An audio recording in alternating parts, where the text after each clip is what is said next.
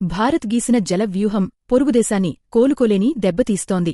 పహల్గాం ఉగ్రదాడికి నిరసనగా ఘిల్లీ తీసుకున్న సింధు జలాల ఒప్పందం నిలిపివేత నిర్ణయం సెగ. ఇప్పుడు పాక్ ఆర్థిక రాజధాని కరాచీకి గట్టిగా తగులుతోంది. ఘిల్లీ పెంచిన వ్యూహాత్మక ఒత్తిడివల్ల ఆ దేశంలో నీటి లభ్యత దారుణంగా పడిపోయింది.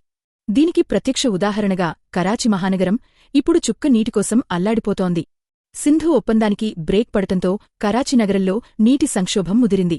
దాదాపు 3 కోట్ల జనాభా ఉన్న ఈ నగరంలో 70% మందికి పైగా నీళ్లు అందడం లేదు.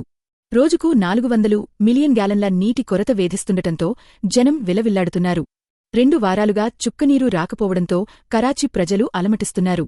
ప్రభుత్వ నీటి సరఫరా వ్యవస్థ కుప్పకులడంతో కరాచీలో వాటర్ మాఫియా రాజ్యమేలుతోంది. ఇక్కడి ప్రజలు తాగునీటి కోసం ప్రైవేట్ వాటర్ ట్యాంకర్లపైనే పూర్తిగా ఆధారపడుతున్నారు.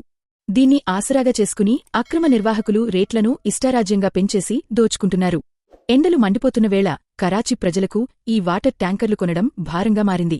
ఈ నీటి సంక్షోభం పాకిస్తాన్లో పెద్ద రాజకీయ వివాదానికి దారితీసింది. సింధ్ ప్రావిన్స్లో దాదాపు 20 ఏళ్లుగా అధికారంలో ఉన్న కరాచీ నీటి సమస్యను పీపీపీ ప్రభుత్వం పరిష్కరించలేకపోయిందని ప్రతిపక్ష జమాతే ఇస్లామీ అధినేత హఫీజ్ నయీం ఉర్ రెహమాన్ మండిపడ్డారు. నగరంలో నీటి కొరత లేదంటూ మేయర్ చేస్తున్న ప్రకటనలు పచ్చి అబద్ధాలని కొట్టిపారేశారు. కరాచీలో కనిపిస్తున్న ఈ నీటి సంక్షోభం వెనుక భారత్ వ్యూహాత్మక పట్టు స్పష్టంగా కనిపిస్తోంది. సరిహద్దుల్లో పాక్ ఉగ్రవాదానికి అడ్డుకట్ట వేసేందుకే భారత్ ఈ 6 దశాబ్దాల ఒప్పందాన్ని పక్కన పెట్టింది. నీటి లభ్యతను నియంత్రిస్తూ పాక్ను ఉక్కిరిబిక్కిరి చేస్తోంది.